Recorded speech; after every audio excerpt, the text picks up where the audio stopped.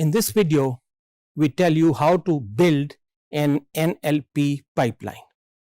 By NLP, we already know it means natural language processing. And an NLP system is often referred to as a pipeline, things coming from one side and ending up at the other. It usually involves several stages of processing where natural language flows in at one end and the processed output flows out at the other. That is what we mean by a pipeline. So how do we build that pipeline? There are basically 9 steps used to build that pipeline. Number 1 is sentence segmentation. Sentence segmentation is the first step for building the NLP pipeline. It breaks the paragraph into separate sentences. Okay. So your paragraph of say 20 words, you actually divide it into separate sentences. Having segregated a sentence, the next part is word tokenization. It is used to break the sentence into separate words or tokens. So we broke the paragraph into sentences. Now we are breaking the sentences into smaller components, words and tokens. Let's see. We have a statement, DigiSkills offers online training, education, certification courses. The word tokenizer, it separates words or tokens. So each word, DigiSkills offers online training, certification, courses, and the full stop as well. So these are the tokenized outputs. So you have now each and every word in front of you. Step 3 is stemming. Stemming is used to normalize each word into its base form or root form. Okay. For example, the word celebrates and the word celebrated and the word celebrating, these 3 basically are all those words that have originated from a single root word, we call it as celebrate. So if we were given 3 words in a sentence or in a paragraph, the stemming part will actually come out with this single word celebrate. One of the biggest challenges with stemming part is that sometimes it produces a root word which may or may not have any particular meaning. For instance, let's take 3 words: intelligence, intelligent, and intelligently. These 3 words. Now the way the stemming works is that it tries to come up with the most common letters used in the 3 words. Okay, from intelligence, intelligent, and intelligently, it will generate the word intelligent, because these are the common letters between these 3 words. It will not come out with the root word intelligent. No, it won't. That's the way it works. It will come up with the word intelligent without the T, right?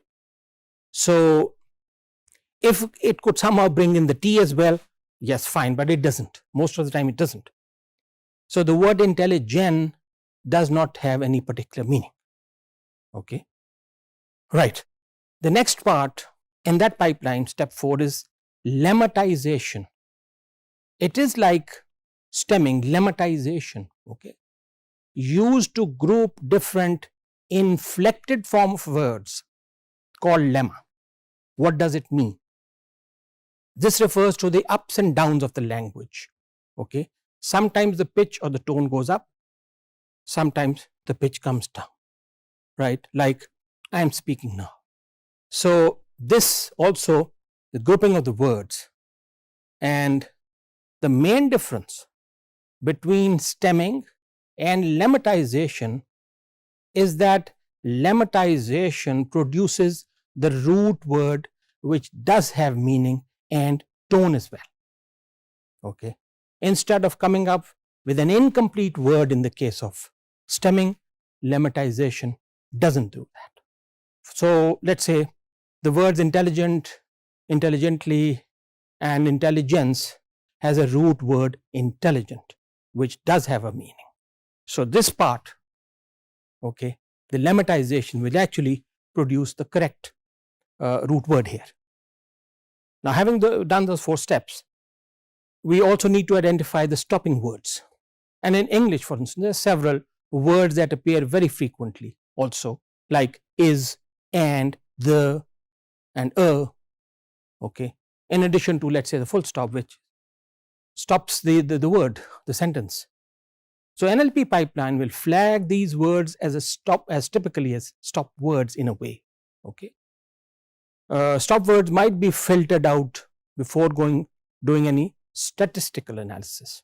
So you say, here's a good boy. You normally talk to the toddlers. He's a good boy.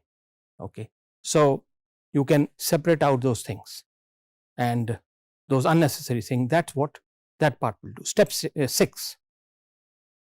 Dependency parsing. Dependency parsing is used to find out that how all the words in the sentence are related to each other. How are they depending? How do they depend on each other? And don't get confused by the word parsing. Parsing is straight simple analysis. Look up in the dictionary, you'll understand.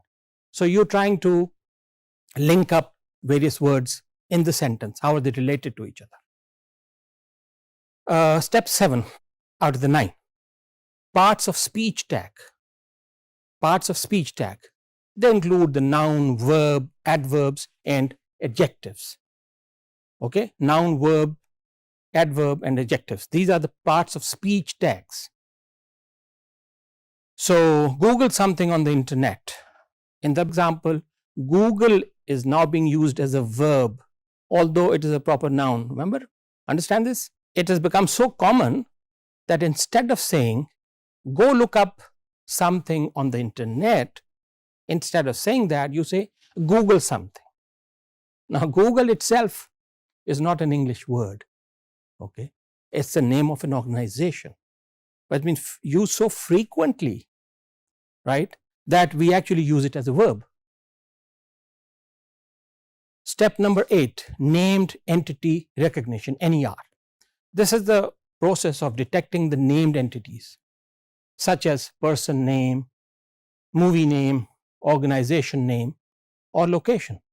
Steve Jobs introduced iPhone at the Macworld conference in San Francisco, California. So Steve Jobs, that's the name part, introduced iPhone at the Macworld conference. That's the organization. In San Francisco, California, that's location. And finally, chunking part. First, we have segregated things and related them together. Now is chunking. Chunking is used to collect individual pieces of information and group them into bigger chunks or bigger pieces of sentences. Okay, so this brings me to the end of this video, where we have gone through the 9 steps of how to build a natural language processing pipeline, the 9 steps that you go through. I'm pretty sure that these brief introductions, or this particular one, will actually increase your interest in NLP and the composition, how it works. Thank you very much. We'll see you next time.